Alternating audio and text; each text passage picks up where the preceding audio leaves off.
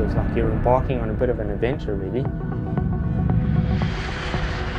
Essentially all we did was rode home. We put our bikes in boxes, we got on a plane, we got off a plane, and then we rode home. All you've got is what you have with you on your bike, really, and the rest is up to you to make your way back home. That way.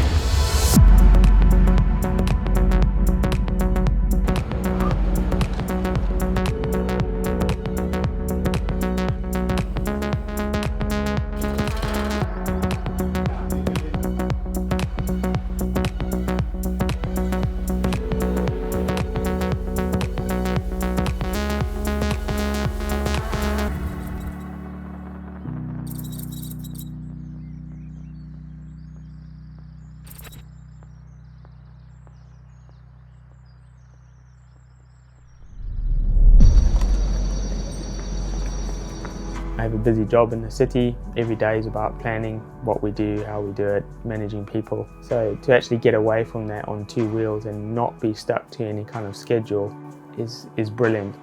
The goal of what we did was to explore the world we live in. And it was doable in 3.5 days, really. Yeah, there was distance to cover and only a set amount of time to do it. Yeah, you don't have to worry about hiring cars, and you just got to book your flight, pack your bike and get going. Physically, just turning up at the airport and putting your bike in a box and travelling is actually not difficult at all. You know where you've come from and you know where you're going, but all these other people around you have no idea. You could tell that people were looking at us thinking, well, what are they doing?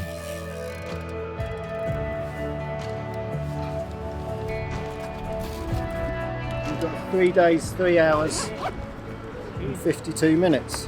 That's how long you got. The idea was not necessarily just to take the shortest route between Bordeaux and home. That way. But to actually visit some sites along the way, take a more sort of back route rather than using main roads. You've decided that the way you're going to get home is under your own steam and your own navigation and your own route. It was quite daunting at times if you think about it, but actually if you break it down into chunks, it soon makes it manageable.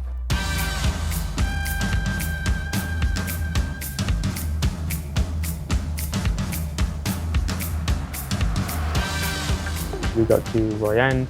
The plan was to get over the ferry, which we managed to do with ease, really.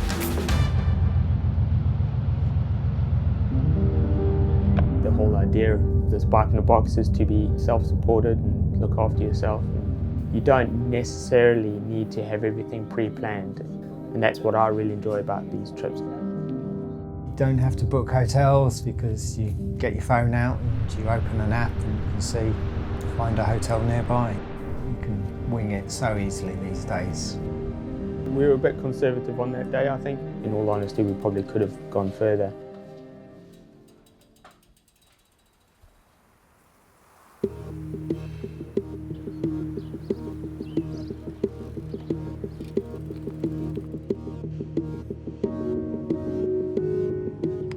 Ready? The second and third day was really where we wanted to cover the mileage, and we spend the majority of the day out on the bikes. I'm quite happy in my own company, but yeah, cycling with someone is way more preferable for me. I think you definitely get to experience a lot more travelling on a bike, just because your senses are more aware of your surroundings. You just have to look up and take it in. So you've got lots of time to think. I think it was between 210 and 240 kilometres on both days. I was never too concerned that we wouldn't get there, barring any major mechanical.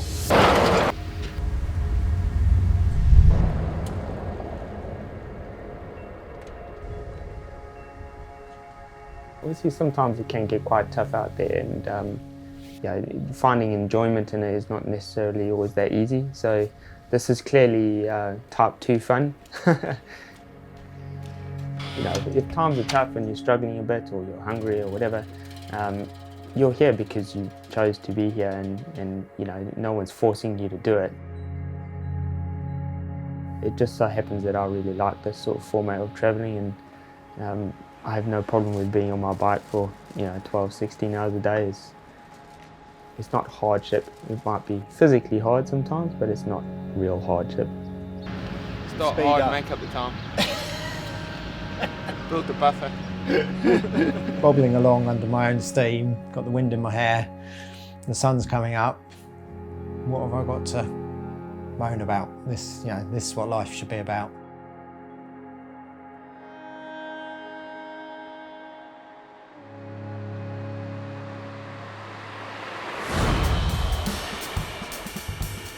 In France, I think the drivers seem to be a little bit more aware of cyclists and a little bit more forgiving to them on the road.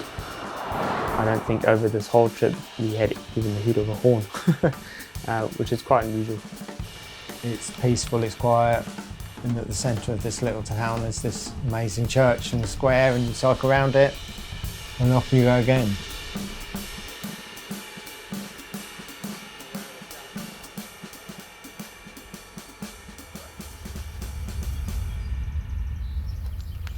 Get to 120k before we stop for lunch.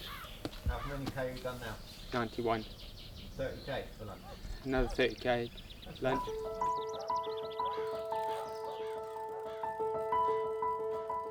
It was a challenge because it was still 700 plus kilometres. It was great riding with Nick because he's done a lot more long distance, multi-day rides. I'm not ashamed to admit it, I've sat on his wheel a lot more than he sat on my wheel. Getting to Mont Saint-Michel was probably the highlight. We knew that if we'd got to there, that we'd broken the back of the big days. To actually get there on a bike was fantastic. Yeah, you're almost in sight of the finishing line.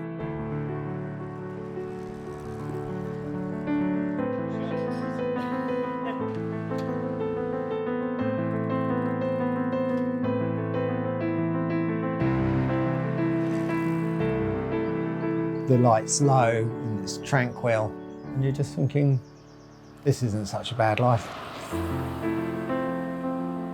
It's definitely not a need to be really hardcore about it. Start with something small.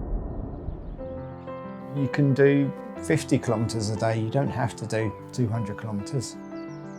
You can still put your bike in a box, put it on a plane and ride somewhere, ride home.